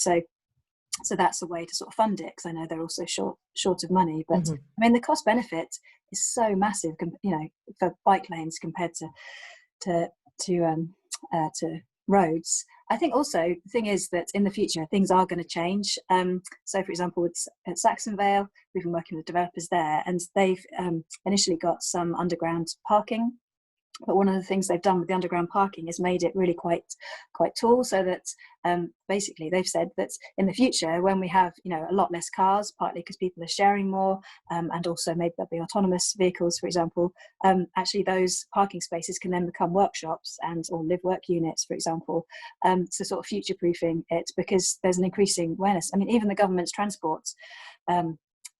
What was it, transport announcement that happened during the lockdown period a few weeks ago, it said, in the future there is going to be a lot less cars. Our future has to be like that because of climate change, but also is going to be like that because have all of us having our own private little metal box sitting on our drives depreciating doesn't make any sense, and it takes up so much space and is dangerous and causes air pollution. So yeah, things are going to change, but let's link up together. Let's lobby Somerset together, and focus on the positives. I think let's just say, look, we would love to work with you on this.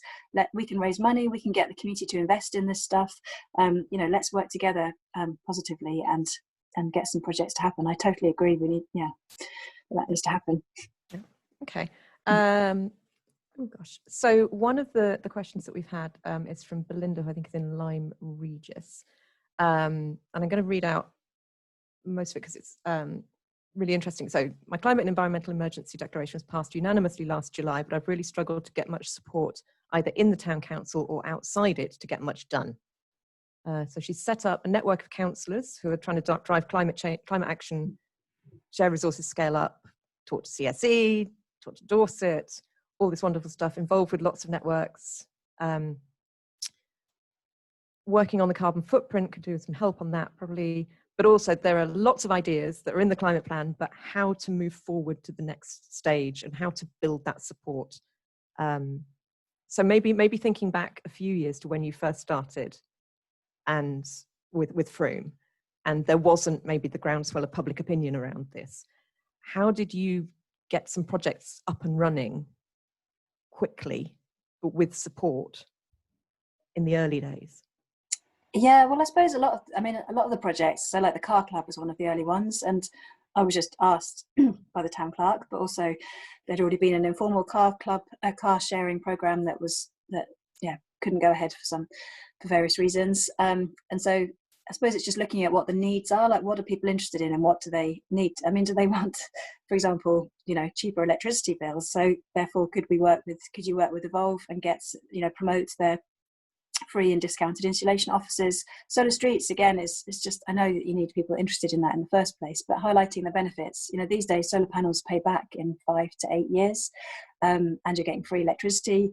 It's really and again, it's really, really easy to do. You literally could just ring up ideas, say yes, we want to do it, here's our logo, and they will run with it for you. It's such an easy thing to do. So I suppose maybe having a couple of key projects that you could get going and then sort of grip. So I suppose it's building momentum on the back of those, isn't it? And just highlighting that, again, it's all the benefits. It's not just about climate. In fact, often don't talk about that, or the carbon savings. Talk about the money savings, the health impacts, and all the positives around that. Yeah. Okay. We had a couple of related ones. So Derek, who's at Watton Under Edge, who says that you guys have met at an ecotricity event. He's struggling to get funding for solar on public buildings and a canopy. I would say canopy then, that's different, isn't it? A solar canopy and EV charge point in a public car park. So very open to ideas for funding. And then also Richard Morgan has asked about practicalities of fundraising for a community turbine for a village of 900 homes. So how do you go about fundraising, and thinking about fundraising for these sorts of things? Yeah, so I've spoken to Derek before about this, and I think it is tricky because certainly with the energy co-op, for example, we've always had to focus on sort of slightly larger projects because of the economics of it. So smaller projects can be harder. I think in that situation, looking at ways that, for example, the community could invest directly, could raise the money either through crowdfunding and or some sort of investment, because you will make money back through solar power, and I suppose people and there are also the free charge point offers, so Zero Carbon World and or Raw Charging could put in the chargers for free, yeah, so looking at different ways like that, I agree. I mean, maybe an awards for all grant, £10,000. I wonder if they might do something around infrastructure. I think as things develop, and the Climate Action Fund, for example, does more projects, I think hopefully there will be more funding for infrastructure like that. But I agree, it can be a challenge, particularly for smaller projects. So what was the second? Oh, the community wind turbine. Yeah. Yes, that's brilliant. I mean, is there a community energy group in your local area? Could you link with somebody? Somerset Community Action Network basically hosts the Somerset Community Energy organisation now. So you could contact, and also you're welcome to contact me about it if it's in Somerset. Otherwise, there might be others. Again, Community Energy England would be a good resource. But you know, if you've got local people that are keen on it, that's just the best thing you can. That means it's much more likely to go ahead. And the economics are tricky, I think, because at the moment, well, particularly with the way that global energy prices have been going and the lack of feed-in tariff and things, but there are different ways of doing it. And you know, is there a local, I don't know, a quarry or a big user locally that you could link with that could then help with the economics of it? I mean, 900 homes is a reasonable power demand too. So I suppose it's looking at how all of that balances out. We've been working with a renewables company called PEP Renewables, and they've been looking at sort of how that might work. So it might be worth talking to them as well. But yes, community energy and PEP Renewables, I would recommend having a chat with. Now I've got a question which I love. I think it's a brilliant question from Justin Robinson, and this question's for everybody. So I'm going to read out the question, and then you can have a think about it, and then raise your hand, and we'll see if we can get some people talking to us. So Justin's question is: the vast majority of the parish councils in Somerset are small with budgets to match. Is there one thing that every council could be doing that would come at a relatively small cost but make a big difference towards moving towards carbon neutrality? So I'll read that one again. The vast majority of parishes are small with budgets to match. Is there one thing every council could be doing that would come at a small cost but make a big difference? So you can have a think about that. If you've got a response to that, please raise your hand. I think there's a raise hand button at the bottom of the screen while we contemplate. Anna, I don't know if you want to. Well, I suppose some of the things that I've mentioned, I mean, I don't want to sound like a stuck record, but like the solar streets thing, just having a leaflet to encourage local households. And I know there are issues around like listed buildings and things, but these days actually it can be not such a big barrier. And also you don't have to necessarily have them on the south facing roof. You can have them on east-west, for example. So that's a really, really easy, quick, you know, imagine if every area had 10 to 20% of the population having solar panels on the roof, that would make a big difference. The insulation side of thing is not quite as, you know, shiny and and visible, but obviously that's really, really important too. So working with Evolve to encourage households to make sure, because for example with the loft insulation, you know, you need to top that up every 8 to 10 years, but people I think often forget that. So just promoting Evolve, and again they could send around leaflets to local homes that would cost nothing. So in terms of energy, I'd say those are the kinds of things. With some of the solutions, things like car clubs, it is harder on a small parish level because you do need a certain utilisation rate to make it work. So that can be tricky. But as I mentioned, things like the volunteer driver scheme or linking people up so that they're sharing lifts more can make a big difference. Getting an electric charge point can help people transition over to electric vehicles, for example, and electric bikes. I mean, they're brilliant. Get an electric bike, get people to borrow them. They can start. So this start is the using thing. it. The question was, what's the one thing that you can do? And it's like now we've got up to about 6. So that's the Frome thing. That's what happens. We get carried away and go, well, why not? Why can't we do that? I mean, my thought was actually it's probably it's less practical, but it's about, and it's probably 2 things. But the first bit is having that vision of what your town or village or parish could be like in the future. But actually the important bit is finding the things that people really want to do, because you'll find that there'll be somebody locally who is passionate about growing veg, and they want to share their knowledge and their ideas and their seeds and their plants with the community. And so suddenly that one person has become a community veg growing project. You didn't do anything, you just found them and said, come on. And maybe you gave them 100 quid for pots and seeds or something. And you'll find that there's somebody who's passionate about cycling. And even in the chat, we've had people say, actually, here are the groups in Wells and in Mendip, here are the people to talk to about cycling. So actually, maybe they could be the little kind of seed of a cycling project and a cycling workshop or a bike repair workshop or a cycle with confidence type thing. So I think for me, that's what it's about. It's about finding those people who are absolutely passionate about things. They may not be thinking that they're climate solutions. They may not be thinking that they're part of the climate change discussion. They just love growing veg and riding a bike. But if we can weave that together into that bigger thing, I think that's a really powerful way of the community doing the stuff rather than the council doing the things. Yeah, definitely. And that helps to build support, doesn't it, as well? I mean, things like the community fridge, as well as, you know, lots of people have said, oh, it's a brilliant idea. And it kind of does provide a sort of central point for people to kind of meet and connect as well. So, and again, scale is important in that, but there are different ways of doing things, or even having a bring and take box. I've seen those, give and take box. Just having areas that people can share stuff together. But I totally agree, building on the local needs and is really, really key. Question, I'm not sure who it's from. How successful is the thermal camera? Do you have someone trained to use it, or is it part of the library, the share library? It's both. So we got some training. Actually, there's someone in Transition Bath called Philip Hale, who's brilliant and has run a whole load of training programs around it. So he came to Frome a few years ago and trained myself and I think about 5 or 6 others in how to use it. In the actual, but now, and then initially we did quite a lot of surveys where the volunteers went to the households and that wanted to use it and sort of explained how it worked. I mean, they're quite self-intuitive to work. You know, you just point it and it shows the picture and it shows the temperature of the wall, for example. But there are some things to look out for. So, for example, if it's been a sunny day, the wall can get warm and that can skew what you see. And you can get, and windows are reflective, obviously, and so that can also look a bit strange. So I think so now it is mainly lent out through the share library of things, but in there we have a sort of a basic sheet on sort of the key things to look out for. Okay. And then Josephine is suggesting that parish councils can help a lot just by sharing information on their website and making the community aware of what is available. Absolutely.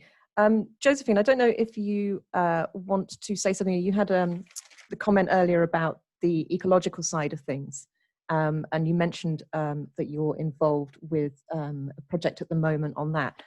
I'm going to push the button that lets you speak.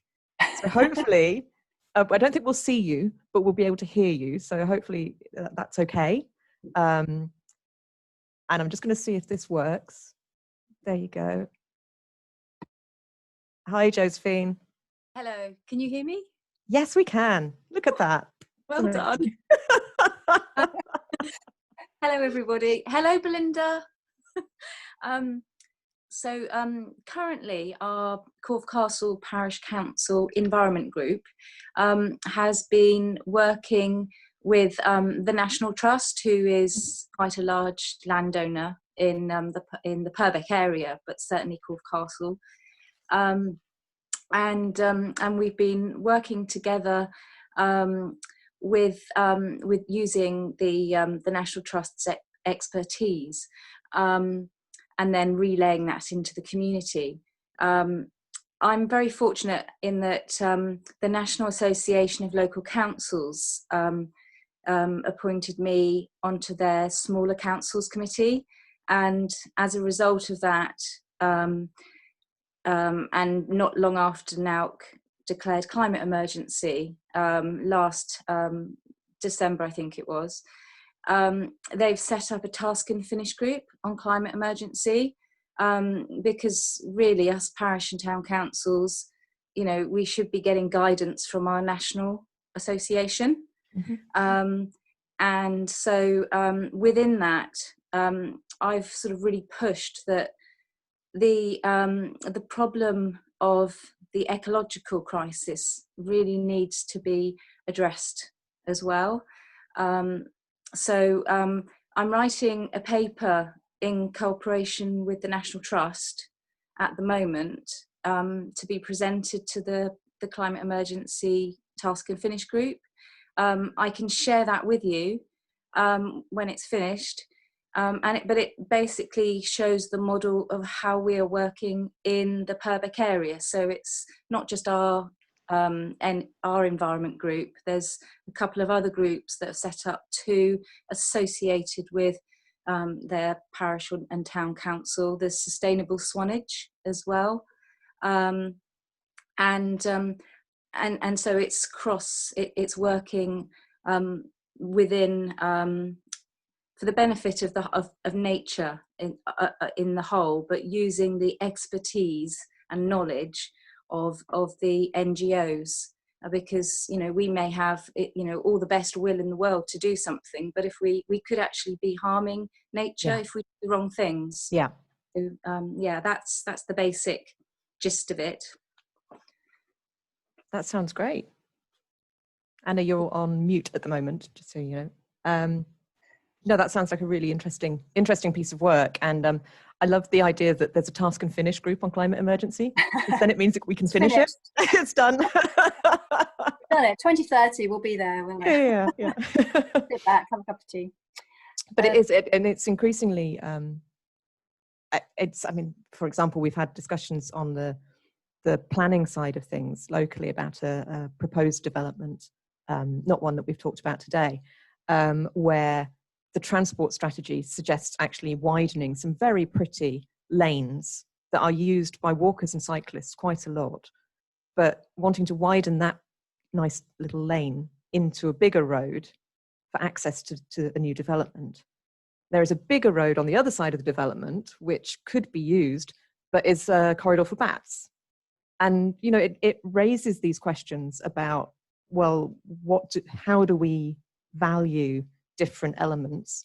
It's an area that's earmarked for development, so unfortunately the answer of don't develop it is not within our control. But I think even raising the discussion points and having those conversations helps to think about what we're valuing and how. But yeah, no, I'd love to see more of the approach that you've taken, because it's something that we want, as we said earlier, something we want to kind of push more and to focus on more at the moment. Yeah, I mean, it does raise the question, doesn't it? It's like, how do we as town and parish councils share this information more? And I know there are some Facebook groups, for example. I think there's a Devon Climate Emergency Network, and also the Somerset. Maybe it's the Somerset Climate Action Network that we link with to share some of this if we're in Somerset. But and the Climate Emergency website does have some resources too, but doesn't seem to have an area for parish councils, I don't think. So, or maybe NALC is the forum. Yeah, but I agree, linking up and sharing some things would be really good. Yeah, great. So we're now in the bit where we're supposed to be summarising, but let me just double check. Quick question from Malcolm about the community larder. Is it just manned by volunteers? Yes, it's just manned by volunteers. Do people just help themselves? And if so, do you get people just taking everything to sell? We haven't had a huge amount of that. I think it's kind of one of those, it's like a self-policing project. Not policing, but like people look out for it quite a lot. And so, for example, the most popular time, or it used to be pre-lockdown, is 5:30 when the Greggs sausage rolls come in. And there's always a massive queue then at that point. And I think because people they know when stuff's coming in, if anybody takes more than their fair share, there's like, oh, excuse me, what about the rest of us? So, and at those points, there are also volunteers sort of on hand that are keeping an eye. So yes, we've had a couple of times where people have taken a lot, but then it's turned out that the person's homeless, or there's kind of sometimes been reasons. We did think somebody was selling some of the pies they'd taken, and then one of our volunteers actually followed the person with the bag of pies up the road, and it turned out they were taking them to a bingo session with lots of old people up the road, and they weren't selling it, they were just distributing it. So I mean, for us, I suppose the main thing is that we want to address the food waste. This is food that would be thrown away otherwise, so it's about distributing that, but yes, also being careful. And I mean, most of the community fridges in the country are not like that. They're not just open access, they're in a building, and somebody doesn't necessarily, they do often sort of keep an eye on it and make sure people aren't taking too much. So there are different ways of doing it, and that might be an easier way of doing it. And there are places, there are churches that have them, there are community centres, there are town halls, there's a whole range of different places you could easily have one if you wanted to have more control over it. Yeah, great. On a related thing, how many volunteers do you have for the fridge? For the fridge, it is a core team of about 12 to 15. And most of them have been involved since the beginning. It's amazing. They just really enjoy doing it. And I think now that we've had lockdown and we're not doing the fridge at the moment, people are missing it quite a lot, because it has got that sort of that feel good factor. Mm-hmm. But yes, it depends how much food you're getting, how many supermarkets, and it is mainly the supermarkets that are wasting a lot of food, I would say. So those are the key people to link with. With Hubbub, it's worth mentioning that they have the existing relationships with all the big supermarkets. So when we set up, it was really tricky to engage people like Sainsbury's in particular, I would say. But now there are these national relationships. So if you go through Hubbub, they will automatically link you in with the partnership program and with Greg's and people like that. And it makes setting that whole thing up much, much easier. And then you just need, and also the other thing is you don't have to have the fridge open every day. Obviously you need to make sure the food goes quite quickly.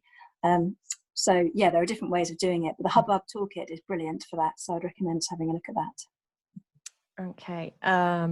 We've also had one thing which I would like to raise actually is Robert asked a question, and in his area there's quite a lot of rented housing, and it's hard enough getting landlords to just provide a decent home for someone to live in, let alone a super duper low carbon resilient home.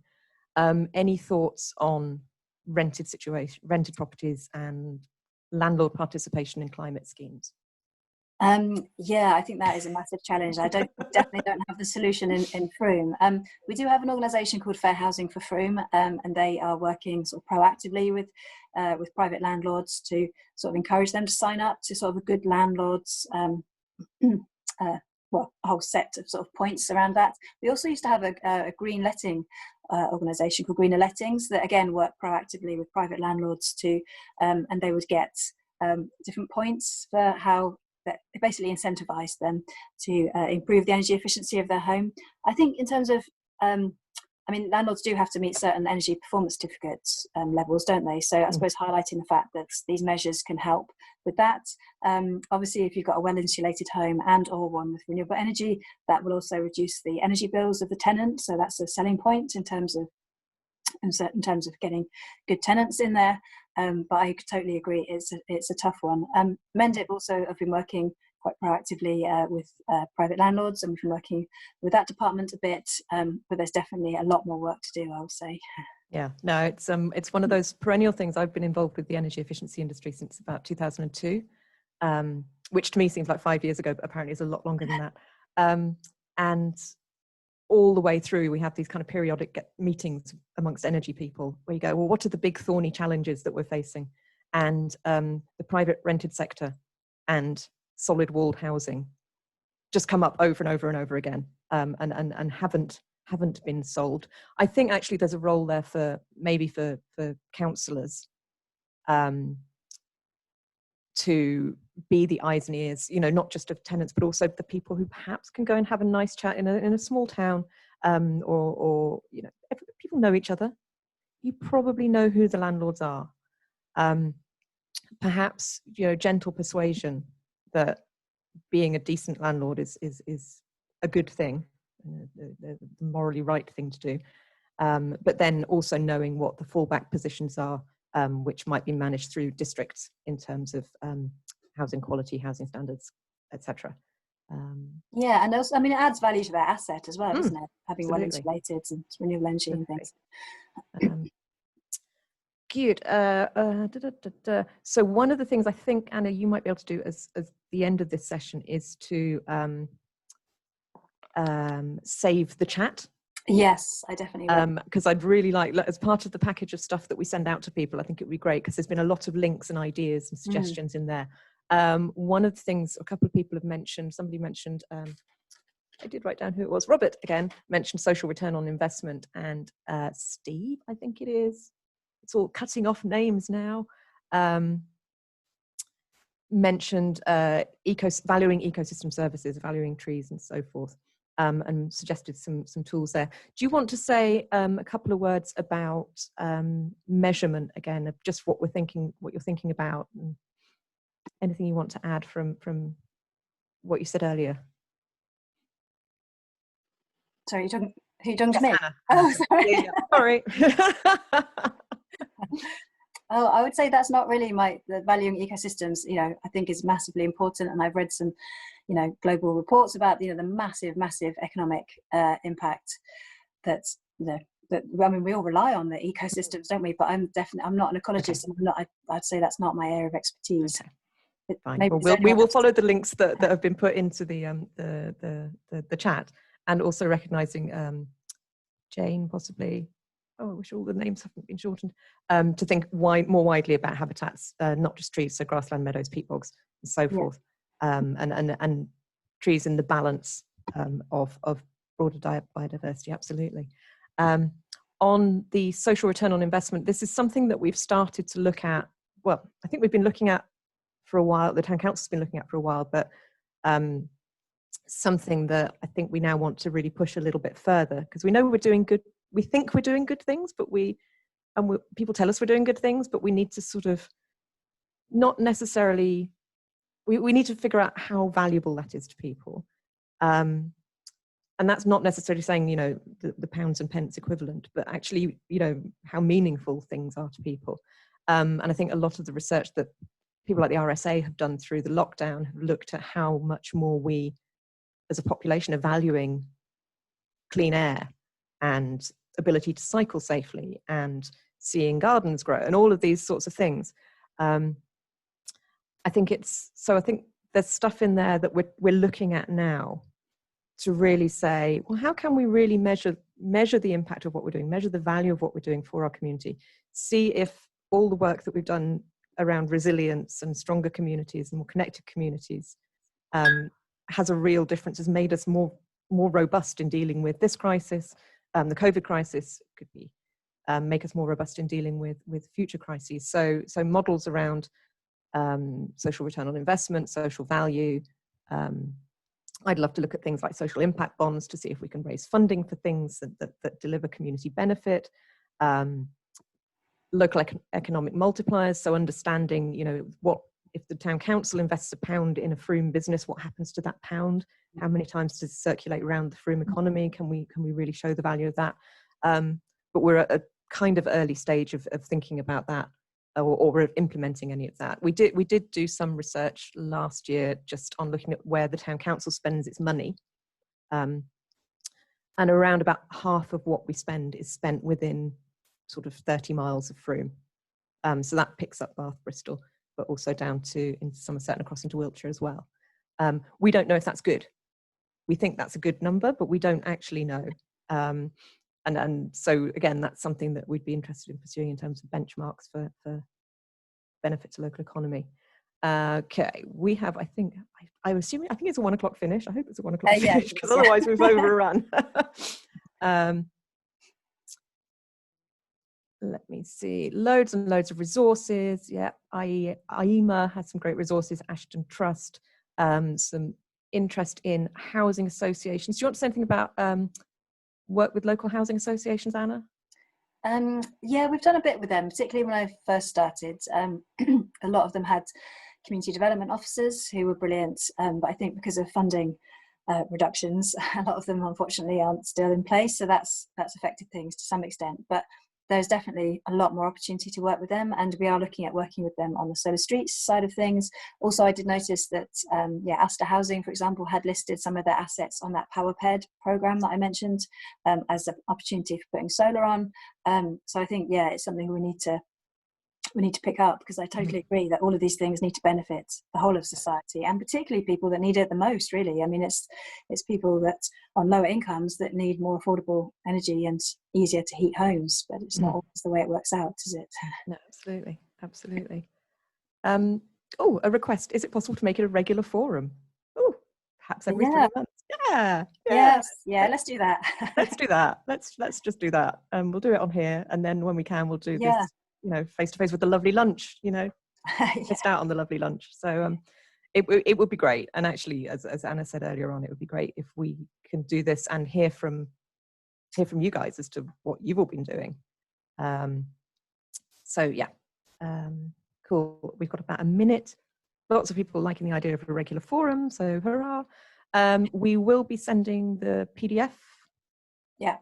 And we'll also, as I mentioned, we'll download the chat and then send that on to everybody, so that you can see all the discussion points and all the links that people have been putting in the chat as well. Anna, is there anything that you want to say by way of closing?